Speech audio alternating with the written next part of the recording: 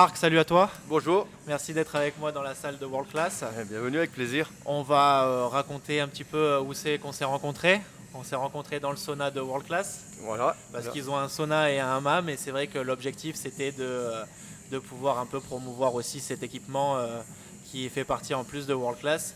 Moi quand je parle souvent que je dis que le sport c'est bénéfique, on me dit oui mais c'est normal parce que toi t'es jeune. Tu peux nous expliquer un peu pourquoi c'est bénéfique le sport pour toi? Ça fait combien de temps que tu fais du sport? Moi, Quand ça est-ce que tu as fait... commencé? Ouais, j'ai commencé en fait depuis le plus jeune âge, mais on va dire sérieusement à partir de 25-30 ans. 25-30 Et ans. j'en ai 62 aujourd'hui. On Je t'ai peut pas partir. demandé, hein, mais Oui, ouais. oui, non, Ok, volontiers. pas de problème. On passe sur une moyenne, on va dire, de 5 à 6 jours d'entraînement par semaine. On continue durant toutes ces années, voire dizaines d'années. Mais avec un À la certain fin. intérêt, j'ai toujours essayé de progresser aussi. C'est ça qui peut-être était le fil conducteur. Alors, moi je te connais. Je sais que tous les jours tu t'entraînes. Ouais. Ok. Tous les jours tu as cette discipline qu'on parlait précédemment, d'une Ouais. discipline, motivation, etc. Toi, tous les jours tu es à la salle de sport et tu finis par ton petit sauna à Tout à chaque fait. fois, que ce soit en hiver, en été. Là, on a eu des grosses températures en août. C'est pas pour autant que tu as arrêté. Tu peux me confirmer Du ça? tout, du Ouais. tout. Alors pour moi, c'est tout simple, le spa, tout ce qui est chaud et froid, parce qu'il faut aussi accueillir le froid autant que le chaud au Bien niveau du bénéfice santé, font partie intégrante de l'entraînement. Au début, on entendait, parce que ça aussi, ça fait partie de l'époque, dans les années 80, on n'aurait pas pu concevoir faire des saunas tous les jours. Maintenant, ça ne choque plus personne, hiver comme été, enfin pour ceux qui ont construit cette expérience, on va dire. Alors, voilà, moi, dès que j'ai pu, j'en ai fait après chaque entraînement, et là, on parle à nouveau de 25 à 30 ans de continu, Et toi, 5 tu à 6 fois par m'expliquais semaine. que grâce à ça, grâce à cette absorption de la chaleur, Oui. et cette acclimatation, on va dire, Alors, tu n'avais pas de problème pendant l'été avec les grosses chaleurs. voilà, le gros bénéfice, moi, je considère le sauna et le hammam comme un sport.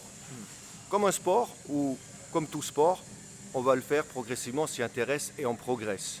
Ici, le niveau nous est donné par la capacité à rester à l'intérieur du chaud ou du froid. Ouais. C'est comme ça qu'on va mesurer ce progrès qui est fait.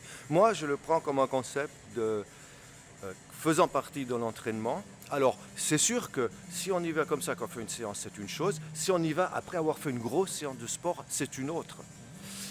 La dépense calorique est bien plus élevée. Ouais. Hein, En après plus, on avoir... sait qu'on a des gains musculaires après. Parce Voilà. que dans la chaleur, ça permet de continuer à créer ces adaptations neuromusculaires. Tout Donc à c'est vrai fait. que c'est grave intéressant. Et pour une perte de poids aussi, parce que vu comment on transpire tous les deux dans le sauna, je Oui, pense oui, que... oui. Ben, après, il y a la transpiration, ça c'est une chose. Mais il y a aussi après la création de fatigue. C'est comme un sport dur, on va dire. Exactement. Ça crée de la fatigue au départ. C'est pour ça que beaucoup de gens disent le sauna, ça fatigue.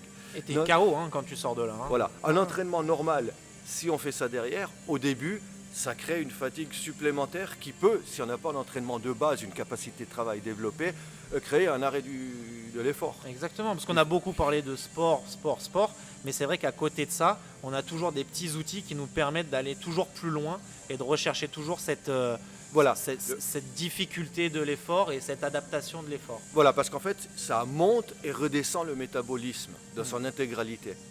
Et tout comme on disait pour la chaleur et le froid, le fait de produire de la chaleur par l'effort est une chose, est une capacité de travail. Le fait de devoir lutter contre la chaleur qui nous envahit de l'extérieur est une autre, mais qui se développe de la même manière à l'intérieur du corps. Notre programme est fait comme quoi, pour l'endormissement le soir, le corps descend en température sur certains organes. Cet effet-là est juste démultiplié. Plus on s'est entraîné à encaisser de la chaleur, plus le corps ira chercher bas. J'ai pu le voir cet été, on va en parler comme Voilà, ça. c'est ça. Ouais. Dans les grosses chaleurs, moi je vis sans climatisation, et le soir, à peine il y avait un petit peu de vent, le corps se refroidissait jusqu'au frisson. C'est la Incroyable. première année. Ça, c'est Et ça incroyable. fait 30 ans que je conduis cette expérience. Donc il y a des choses, des changements qui opèrent à long terme sur le mouvement, d'autres à court terme, et voilà, Ça, et c'est d'autres à fort. moyen terme. C'est Ça fort, c'est quelque fort. chose j'essaie de trouver les paroles pour l'expliquer, Mais bien sûr, bien mais sûr. qui se ressentent énormément et qui nous guident dans l'effort et dans les décisions d'entraînement. Après, Voilà. on est toujours sur un ressenti personnel. Toi, tu as ressenti ça. Et ce qui est bien, c'est vrai qu'on est tous là durant l'été à chercher à chaque fois la climatisation ou le frais. Tu as réussi à ressentir du frais durant Tout à fait. la nuit et Oui. même des petits frissons, comme tu disais. Oui, oui, tout à fait. Donc, il y a une adaptabilité, je ne sais pas si je peux dire ça comme ça, à l'effort et à la chaleur. Et Moi, il y a plein de gens qui me disent ah, moi, j'y arrive pas. Moi, j'ai le cœur, il Ça, s'emballe. ça viendra chez tout le monde, ça viendrait chez tout le monde, parce que c'est uniquement comment dire, le système parasympathique, je ne sais pas comment on appelle, le système qu'on ne décide pas nous, Ouais. qui agit. C'est-à-dire que, bêtement, plus on a accumulé de chaleur dans la journée, plus Système dans la journée, autonome. la recherche de maintenance des organes à la chaleur idéale. Et on lutte contre la chaleur. Le soir, il y a l'abaissement de ces températures-là, de ces organes vitaux, pour l'endormissement. Mais on exagère dans les deux fois, et dans la chaleur qu'on reçoit, et dans le corps va rechercher un froid pour compenser. Et il va aller plus loin dans le froid. C'est pour ça que vous avez beaucoup de sportifs professionnels qui bougent beaucoup, on va dire, dans des sports de gros dépensiers, qui ont en habitude de la fièvre en permanence au niveau médical, alors qu'ils n'ont pas de fièvre du tout. C'est uniquement un état de dépense métabolique qui est donné. Et c'est pour ça qu'aussi, on peut croiser des sportifs de haut niveau de combat, tels que Axel ou Virgile, Sola ou Haugen, qu'on venait à chaque fois croiser dans le sauna pour qu'ils fassent des pertes de poids et pouvoir transpirer un petit peu plus. Sur ce paramètre-là, j'aimerais que tu me parles juste de ta routine d'entraînement. Parce qu'à chaque fois, moi, je te vois t'entraîner, je vois que tu es dans ton monde, tu crées cette discipline depuis des années, mais ça, ce qui est beau, c'est que tu l'as jamais lâché en fait.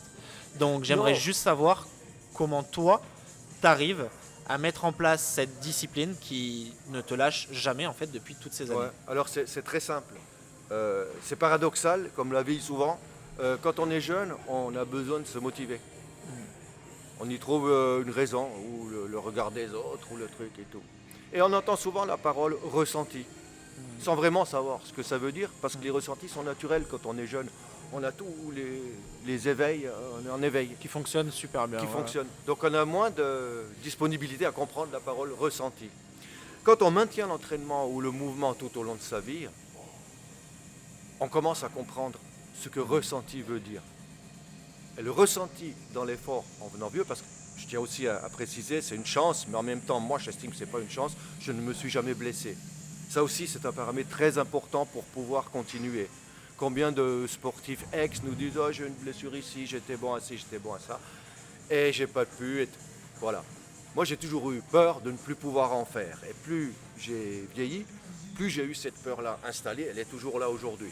Quand tu dis que c'est pas un bénéfice, c'est que tu connais pas tes limites, vu que tu ne t'es pas blessé.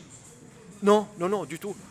Pour moi, le fait de pouvoir pratiquer tous les jours est devenu beaucoup plus, comment dire, important, primordial, Ok. que même le fait de progression. Mais l'un n'empêche pas l'autre, et l'un va avec l'autre. Comme on dit maintenant, on en parlait l'autre jour aussi, je fais ces tractions, ben, je ne vais plus avec le même intérêt qu'avant. J'ai beaucoup plus d'intérêt à mon entraînement du ressenti. Et c'est par ce ressenti-là que j'oriente les changements d'entraînement, plus de traction, moins de ci, plus de kilomètres. J'adapte ce que je fais tout le temps. Ouais. Mais Tu es tout le temps à l'écoute de ton corps. voilà, au Parce niveau que, volume bon. de travail, c'est le même, dépense calories, c'est la même, mes capacités, elles changent, elles augmentent. Ça, c'est fort. Quand je me retourne dans la rue et que je regarde un petit peu monsieur et madame tout le monde, moi, à 62 ans, bah, j'en vois pas beaucoup comme toi. Non, mais... T'as un secret? Non, non, il y a pas, La régularité peut-être? Tu fais Là, toujours du sport, alors, j'ai toujours la envie même de chose? dire avec du recul et sans aucune prétention, la régularité ne peut pas suffire à elle-même comme motivation. Ok. Il faut qu'après, ça soit la peur de ne plus pouvoir l'exercer. Et ça, c'est tout un autre domaine. Ok. Ok. Ça touche à beaucoup d'autres sujets intermédiaires, on va dire, qui font qu'aujourd'hui, moi, pas ma crainte, j'en ai pas, mais comment dire, La peur voilà, de ne je plus pouvoir commence bouger. à comprendre que le temps m'est compté, quelque part. Ouais. Hein, après Ouais. toutes ces chances que j'ai eues jusqu'à aujourd'hui de pouvoir l'accomplir, maintenant, c'est sûr, on ne pourra pas refaire 40 ans à ce niveau-là. Mais on en fera quand même le plus possible. Et puis là, maintenant, je dois raisonner avec d'autres paramètres qui n'étaient pas importants par la suite, puis qui le deviennent par la demande de maintenance d'effort. Tu vois, c'est fou parce que ce que tu me dis, moi je le retrouve avec beaucoup de gens. C'est-à-dire qu'à chaque fois que je pose ces questions, alors je laisse les gens parler, et puis je me rends compte que plus ils avancent dans l'âge, plus ils ont peur de devenir, alors je vais mettre des guillemets, mais handicapés, de moins pouvoir bouger, de moins pouvoir faire des choses, de moins être autonome. Un peu comme si on était sur un jeu d'échecs et qu'au bout d'un moment, tu ne peux plus bouger. Oui, alors, attention, alors, la société d'aujourd'hui, son système de consommation, voudrait assister de la jeunesse à la vieillesse la personne. Mais c'est souvent des buts qui sont financiers. Je vais vous dire, moi, parce qu'en même temps qu'on bouge, on change, pour ma part, notre philosophie de vie. Okay. Pour moi, je reviens, quand on vient vieux, qu'on bouge, puis qu'on est bien dans le mouvement, il faut qu'on revienne aux bases, à l'essentiel. D'un point de vue de la vie globale, nos besoins, avec l'âge, doivent diminuer. Regardons la nature. Les animaux ont une période de reproduction, d'évolution, de vieillissement et de mort. Donc ils changent. Au niveau de la consommation, un estomac qui a 60 ans n'a plus autant besoin et plus les facultés à digérer comme un estomac de 30 ans. C'est normal, à 30 ans, on est censé bouger plus qu'à 60. On est en perpétuelle évolution. On a été fait par un instinct de survie dans un monde où c'était de la survie à notre base. On a gardé cet instinct, mais aujourd'hui, le monde, on le construit à l'opposé de ceci. Et le mouvement nous permet, pour soi-même, parce qu'on ne peut pas convaincre tout le monde, pour soi-même, de se l'appliquer avec pas la rigueur, mais la croyance qu'on a en ça. Et moi, j'en suis intimement persuadé. D'ailleurs, je ne vivrai jamais autrement, tant que je pourrai le faire. Après, je me rends compte que plus on avance dans l'âge, enfin pour moi, c'est mon avis perso, plus on est jeune, moins on a d'intérêt d'un point de vue santé à faire de l'exercice physique. Je me faisais vite fait un schéma comme ça où à 20 ans, il fallait faire minimum 2 heures de sport par jour, ou 2 heures de sport par semaine plutôt. À 30 ans, il fallait faire au moins 6 heures de sport par semaine. À 40 ans, 12, etc., etc. Parce que quand je dis sport, c'est pas courir, c'est pas se mettre le cœur dans la gorge, mais c'est faire des étirements, faire de la mobilité, écouter le corps beaucoup plus que le laisser souffrir comme ça, etc., etc. Sache que toute cette conversation qu'on a eue, toi et moi, ça m'enrichit à chaque fois et que ça m'a fait plaisir de pouvoir partager ce moment avec toi autour de ces 2 micros. Et merci beaucoup pour ta participation. On va rester sur ça et merci à Trimedia et merci à World Class de leur participation. Merci à vous, très bonne continuation et le plaisir est au moins autant pour moi, Louis. Merci beaucoup. Ciao, ciao Marc.